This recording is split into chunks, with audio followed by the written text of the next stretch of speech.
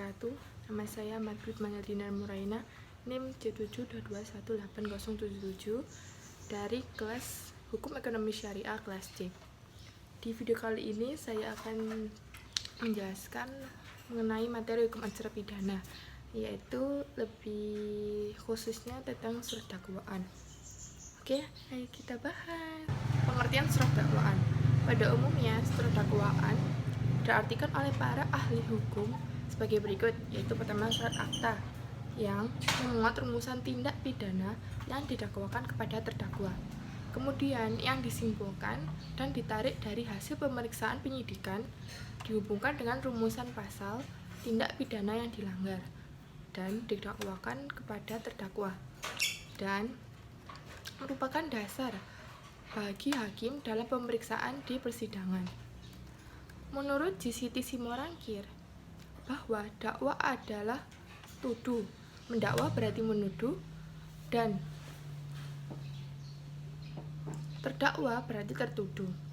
Demikian pula menurut Al-Karim Nasution memberikan definisi surat dakwaan atau tuduhan, yaitu suatu surat atau akte yang memuat suatu perumusan dari tindak pidana yang dituduhkan atau didakwakan, yang sementara dapat disimpulkan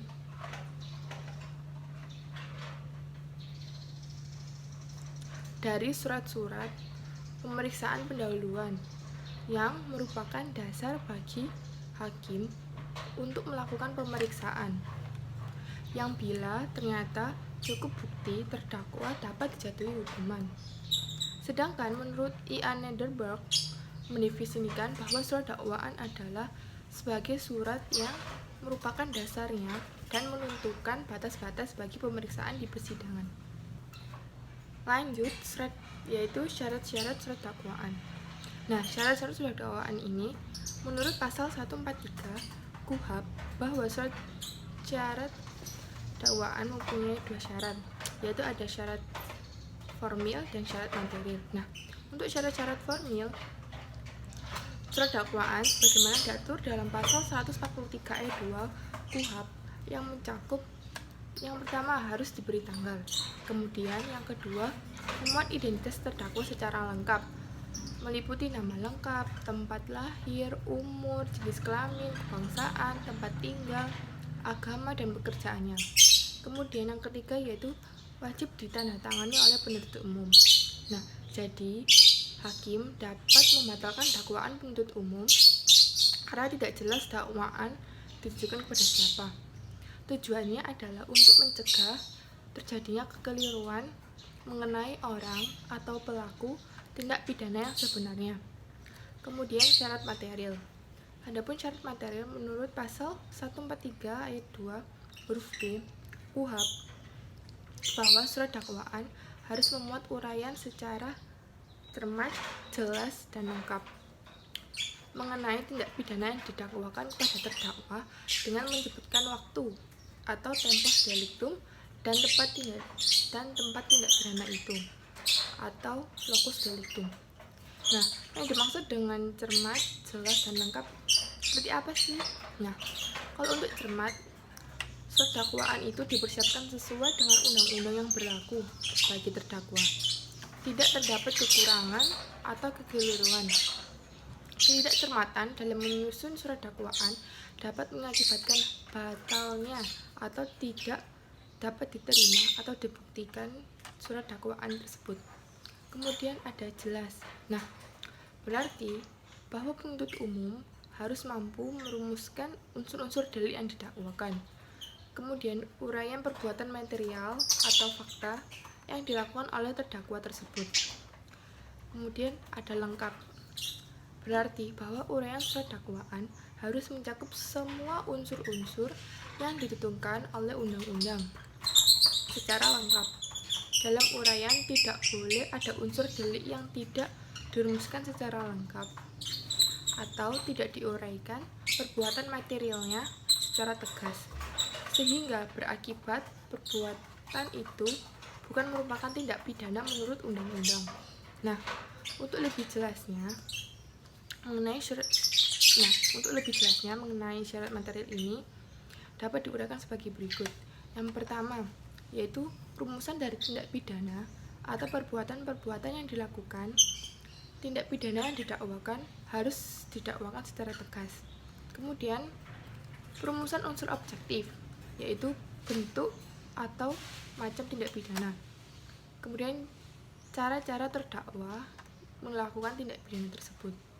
Nah, 3, ada unsur subjektif, yaitu mengenai pertanggungjawaban seseorang menurut hukum. Semisal, apakah ada unsur kesengajaan, kelalaian, dan sebagainya.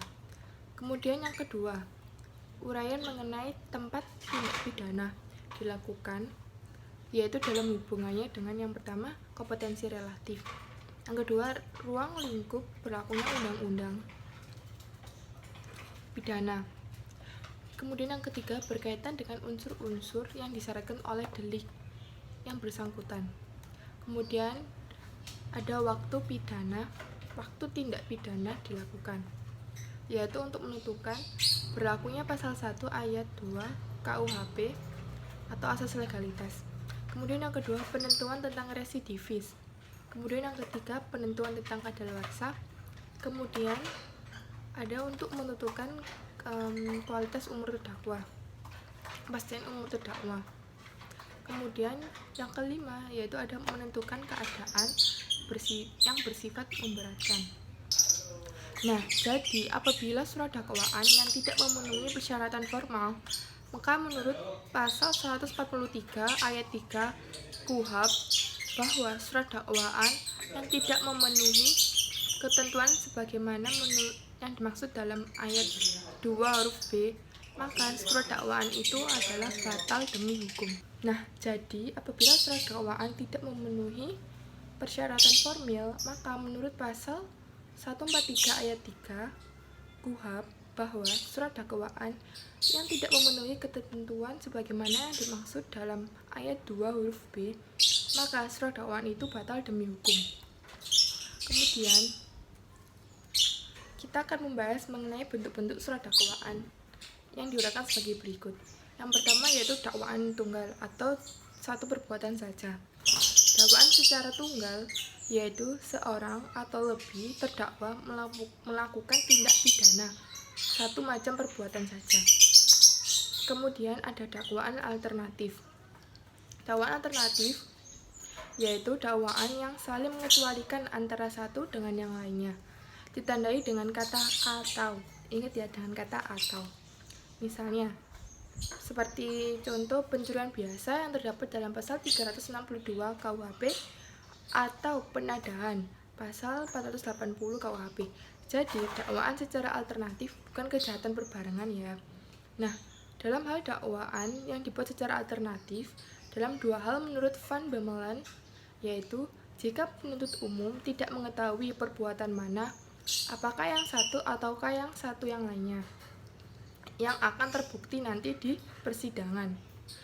Kemudian yang kedua, jika penuntut umum ragu peraturan hukum pidana mana yang akan diterapkan oleh hakim atas perbuatan yang menurut pertimbangannya telah nyata tersebut. Nah, lanjut, Van Bemmelen mengatakan bahwa dalam hal dakwaan alternatif yang sesungguhnya, maka masing-masing dakwaan tersebut saling mengecualikan satu sama lain. Hakim dapat mengadakan pilihan dakwaan yang mana yang telah terbukti dan bebas untuk menyatakan bahwa dakwaan kedua yang telah terbukti tanpa memutuskan terlebih dahulu tentang dakwaan pertama. Namun, satu hal yang perlu diketahui bahwa penuntut umum dalam penyusunan surat dakwaan jarang sekali membuat surat dakwaan yang alternatif ini yang sesungguhnya, yaitu dalam satu kalimat dakwaan tercantum dua atau lebih perbuatan yang didakwakan yang saling mengecualikan. Misalnya, dakwaan yang berbunyi bahwa perbuatan itu dilakukan oleh terdakwa dan direncanakan terlebih dahulu atau tidak direncanakan. Jadi di sini telah dibuat dakwaan yang bersifat alternatif yang sesungguhnya, sebab tidak ada dakwaan primer dan atau dakwaan subsidiar. sehingga hakimlah yang dapat memilih perbuatan mana yang direncanakan atau yang tidak yang telah terbukti. Kemudian yang ketiga ada dakwaan subsidiar. Dakwaan secara subsidiar yaitu diurutkan mulai dari yang paling berat sampai dengan yang paling ringan digunakan dalam tindak pidana yang berakibat peristiwa yang diatur dalam pasal lain dalam KUH pidana. Contohnya, lazimnya untuk kasus pembunuhan secara berencana dengan menggunakan paket dakwaan primer pasal 340 KUH pidana. Dakwaan subsidiarnya pasal 338 KUH pidana. Dan lebih subsidiar lagi yaitu pasal 355 KUH pidana, lebih subsidiar lagi yaitu pasal 353 KUH pidana. Dakwaan secara kumulatif yaitu beberapa tindak pidana yang dilakukan satu orang yang sama, kemudian beberapa tindak pidana yang bersangkut paut dan beberapa tindak pidana yang tidak bersangkutan. Adapun bentuk-bentuk surat dakwaan secara kumulatif yaitu sebagai berikut. Yang pertama berhubungan dengan konkursus idealis atau perbuatan yang diancam lebih dari satu ancaman pidana. Kemudian yang kedua berhubungan dengan perbuatan berlanjut atau forgeset handling, yaitu perbuatan pidana yang dilakukan lebih dari satu kali. Kemudian yang ketiga yaitu berhubungan dengan konkursus realis atau yaitu melakukan beberapa tindak pidana dengan pidana pokoknya sejenis atau pidana pokoknya tidak sejenis. Kemudian yang keempat yaitu ada gabungan tindak pidana khusus dan tindak pidana umum. Misalnya kumulatif penganiayaan dan kekerasan dalam rumah tangga. Nah, jadi dalam dakwaan secara kumulatif, maka tiap-tiap perbuatan atau delik itu harus dibuktikan tersendiri-sendiri pula. Walaupun pidananya disesuaikan dengan peraturan tentang delik gabungan dalam pasal 63 sampai pasal 71 KUH pidana. Oleh karena itu, perlu diperhatikan peraturan gabungan tersebut dan beserta teori-teorinya. Kemudian ada proses penyusunan surat dakwaan. Yang pertama ada voguing. Voguing adalah penggabungan berkas perkara dalam melakukan penuntutan. Nah, menurut pasal 141 KUHP, yaitu penuntut umum dapat melakukan penggabungan perkara dan membuatnya dalam satu surat dakwaan apabila pada waktu yang sama atau hampir bersamaan ia menerima beberapa berkas perkara tersebut. Nah, jadi yang dimaksud dengan tindak pidana yang dianggap mempunyai sangkut paut dengan yang lainnya apabila tindak pidana tersebut dilakukan oleh lebih dari seseorang yang bekerja sama dan dilakukan pada saat yang bersamaan. Kemudian yang kedua, oleh lebih dari seorang dan pada saat dan tempat yang berbeda. Akan tetapi, merupakan pelaksanaan dari permufakatan jahat yang dibuat oleh mereka sebelumnya. Kemudian yang ketiga yaitu oleh seseorang atau lebih dengan maksud mendapatkan alat yang akan dipergunakan untuk melakukan tindak pidana lain atau menghindarkan diri dari pemidanaan karena tindak pidana lain. Kemudian ada splitting. Selain penggabungan perkara, penuntut umum juga dapat melakukan penuntutan dengan cara pemisahan perkara pidana. Pasal 142 KUHP dalam hal penuntut umum untuk menerima satu berkas perkara yang memuat beberapa tindak pidana yang dilakukan oleh beberapa orang tersangka yang tidak termasuk dalam ketentuan pasal 141 KUHP. Penuntut umum dapat melakukan penuntutan terhadap masing-masing terdakwa secara terpisah. Splitting adalah dilakukan oleh penuntut umum, yaitu dengan membuat berkas perkara baru, di mana para tersangka saling menjadi saksi, sehingga untuk itu perlu dilakukan pemeriksaan baru, baik terhadap saksi maupun tersangka. Hal ini dilakukan untuk menguatkan dakwaan penuntut umum. Nah, sekarang saya akan menjelaskan mengenai manfaat surat dakwaan. Manfaat surat dakwaan bagi penuntut umum. Yang pertama, sebagai dasar penuntutan terhadap terdakwa.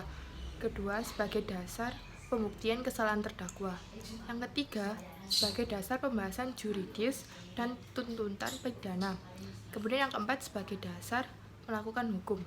Kemudian manfaat surat dakwaan bagi hakim. Yang pertama, sebagai dasar pemeriksaan di sidang pengadilan. Yang kedua, sebagai dasar putusan yang akan dijatuhkan. Yang ketiga, sebagai dasar membuktikan terbukti atau tidaknya kesalahan terdakwa. Kemudian manfaat surat dakwaan bagi penasihat hukum, yaitu yang pertama sebagai dasar untuk menyusun pembelaan atau nota pledoi. Kemudian yang kedua sebagai dasar menyiapkan bukti-bukti kebalikan terhadap dakwaan penuntut umum. Kemudian yang ketiga sebagai dasar pembahasan yuridis, dan kemudian yang keempat sebagai dasar melakukan upaya hukum.